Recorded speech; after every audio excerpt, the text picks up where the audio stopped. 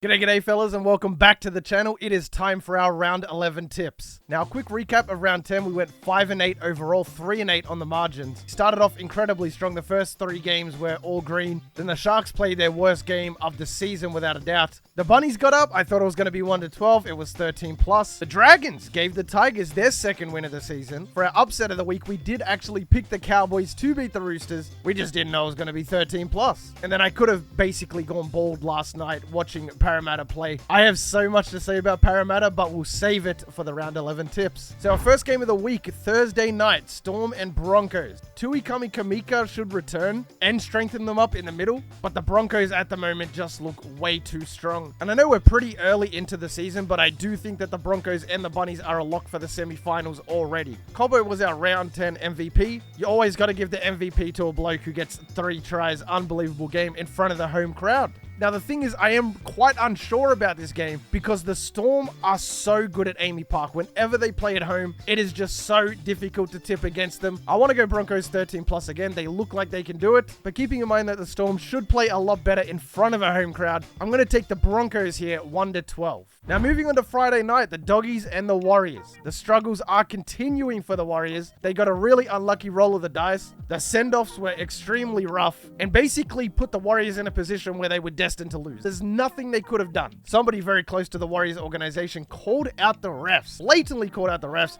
and said they were cheating. But even as a Panthers fan, I really think the Warriors got incredibly unfairly treated in that game. And the thing is, the Warriors have a lot of injuries at the moment, but so do the Bulldogs. We saw them in an absolute cracker against the Raiders to start off Magic Round, and it really could have been anyone's game. Rapana scoring in the first minute. And even though the Bulldogs have proven that they can rise to the occasion, I am on the fence for a 1-12 or a 13+ here. I'll play it safe and take the Warriors 1-12. Now for the second game of Friday night, the Panthers hosting the Roosters. But like I said, I am recording this on a Monday. Take all of these predictions with a grain of salt. We don't know the team list yet, but it's looking like Spencer Leniu might play, but there's also reports that he might not play, so I'm not really sure what the deal is here. The Panthers need Spencer Leniu. They just got Fisher Harris back. They can't afford Leniu out. Now, week 10, the Roosters were again their biggest enemies. A lot of mistakes. It was torrential rain, which was quite unfortunate for such a nice weekend overall. But I even said in the Cowboys and Roosters preview that the Roosters can self-destruct by just causing too many mistakes. Dylan Edwards was my MVP for that Panthers and Warriors game. I only give the MVP to a team that won the previous week. He had 242 run meters, 6 tackle busts, 2 line breaks. But the thing is, I'm still not confident in the Panthers yet where I can take them 13+. Playing a blue bet should give them the advantage that they so desperately need right now. And I've ultimately decided to take the Panthers 1-12.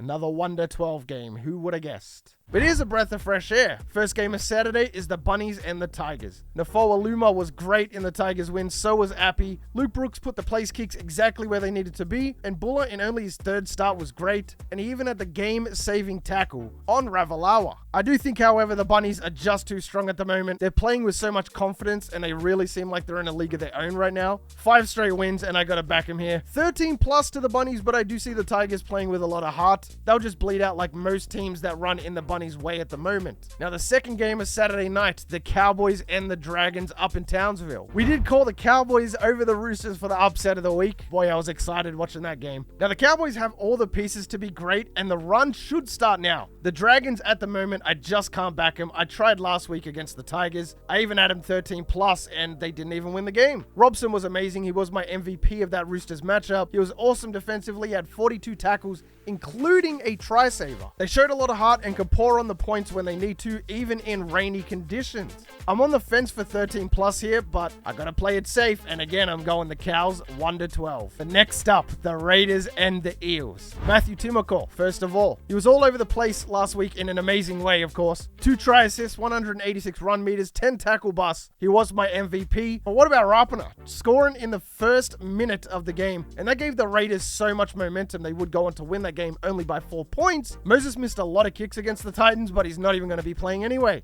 Now, if you want to know whether to tip Para or not, I would just pull out a coin and flip it and see what it lands on. The simple fact is, if Parramatta's playing a CommBank, they're the best team in the competition. But again, it is another away game. I learned my lesson from last week against the Titans. I also have come to the assumption that most Parramatta fans must be bald, because I was pulling my hair out just trying to watch them last week as well. The Raiders currently are on a 4-win streak, and they should make it 5 at home. They want to continue up the ladder, and it's games like this that will cement them in the top 8. The Eels are good when they want to play, even without RCG, even without Moses. I've got the Raiders 1-12. For our first game of Sunday, we have the Knights and the Titans. The Knights are fresh off the bye week. They unfortunately did not get to play at Magic Round, but they're also fresh off a 43-12 shellacking against the team we just talked about, the Eels. Now, the Titans did advance up to the top 8, and a large part of that is their balance of young guns and veterans. Now, if you look at deep analytics, both teams surrender a lot of points. The Titans are currently 3rd last in defense, surprisingly, and the Knights aren't far behind them. I do think the Knights' key to winning this game is kicking the high ball over to Dom Young, whilst AJ Brimson is out, and whilst I do love Jaden Campbell's game, I do think that Dom Young is just way too big, way too tall, and I really think if they can set him up correctly, Dom Young very well could have another double or even a hat-trick. My player of the week last week was Kyle Pereira. The interceptor score just completely stopped Para's momentum. But with that being said, this is still, for some reason, a really hard game to pick for me. But one thing I know for sure is it's not a Knights 13+. So I'm going to have some fun here. I was going to take Titans 1-12, but with both teams allowing so many points, I think the Titans just get the upper hand here. I'm going to take them 13+. And for the last game of the week, we have Manly and the Sharks. Now, the Sharks looked awful last week. I had them 13+, but Manly look even worse right now. It's rare to see the Sharks play that bad, but at the same time, I'm not surprised when Manly got stomped against the Broncos. I'm going to keep it nice and simple here. Manly eventually has to lift their play, and I think it'll start here. But at the moment, they don't have Gerbo. Regardless of that, the Manly forward pack is no joke despite how bad they're playing. Any other week, I'm taking the Sharks 13+ here, but I just have a feeling that Manly's going to go into this game and give it their all. I think it will be close in front of the hometown fans, but I'm going to take the Sharks again, 1-12. And that is going to wrap up round 11 of the NRL. As always, let me know your tips down in the comment section. I always love reading your guys' tips. But with that being said, if you made it this far into the video, then you are the real MVP. Hope the rest of your day is awesome. And from me personally, I'm out. Peace.